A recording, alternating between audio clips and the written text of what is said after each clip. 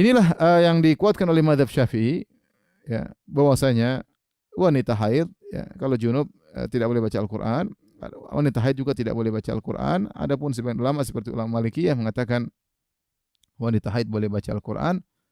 Ini masalah khilafiyah, dan ini yang dipilih oleh Syekh Muhammad bin Shalih Al-Utsaimin rahimahullah taala, bahwasanya wanita haid boleh baca Al-Qur'an meskipun masalah khilaf, eh, dan dipilih juga oleh Syekh Al-Albani rahimahullah taala. Kenapa? Karena tidak ada dalil yang sahih yang mengatakan wanita haid tidak boleh baca Al-Qur'an. Datang hadis tapi, ya, tidak sharih atau tidak sahih. Ya, adapun hadis yang sharih dan sahih maka tidak ada melarang wanita haid untuk baca Al-Qur'an. Oleh karenanya sebagian ulama mengkiaskan wanita haid dengan junub. Sebagaimana junub tidak boleh baca Al-Qur'an, ya, karena dia hadas besar, maka demikian juga haid tidak boleh baca Al-Qur'an, hadas besar. Namun sebagian ulama mengkritiki kias ini, analogi ini. Kenapa? Karena antara junub dan haid ada dua perbedaan mendasar, sehingga tidak bisa menganalogikan haid dengan junub. Yang pertama, bahwasanya dua perbedaan tersebut, yang pertama bahwasanya orang yang junub itu biasanya karena keinginan dia sendiri, dia yang junub, ya. Entah dengan berhubungan atau yang lain sehingga dia menjadi junub secara umum. Adapun haid bukan keinginannya.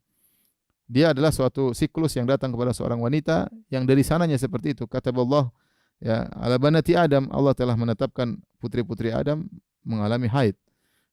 Sehingga dia mau tidak mau dia terkena haid, ya. Ini yang pertama. Yang kedua, kalau junub, seorang ingin mengangkat hadas junub, mudah, dia tinggal mandi selesai. Dia lagi junub, mandi 10 menit, 15 menit selesai. Adapun haid, dia tidak bisa mengangkat hadas haidnya, tidak bisa. Maka dia harus menunggu sampai haidnya bersih dulu, entah 7 hari, entah 8 hari, entah 5 hari, entah 10 hari, ya. Sehingga dengan demikian tidak bisa mengkiaskan haid kepada orang junub. Oleh karenanya mazhab Syafi'i sendiri mengatakan bahwasanya wanita haid kalau mau tidur tidak perlu berwudu. Beda dengan orang junub. Orang junub kalau mau tidur disunahkan dia berwudu. Ya, kalau bisa mandi lebih baik. Tapi kalau dia tidak sempat mandi, dia boleh berwudu untuk meringankan hadasnya. Ya, maka dia berwudu kemudian dia tidur. Adapun wanita haid tidak dianjurkan untuk berwudu ketika mau tidur. Ya. Taib.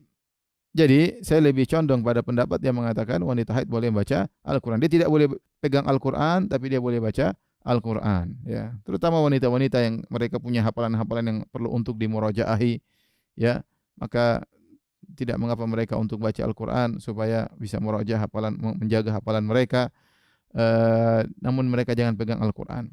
Ya, kalau mereka pegang menggunakan kaos tangan atau memegang tidak langsung. Atau yang mudah sekarang dengan memegang semacam gadget, ya, baik HP ataupun laptop ataupun tabel yang semisalnya, ya, atau seperti iPad dan yang lainnya, ya, maka tidak jadi masalah dia membaca lewat gadget-gadget tersebut.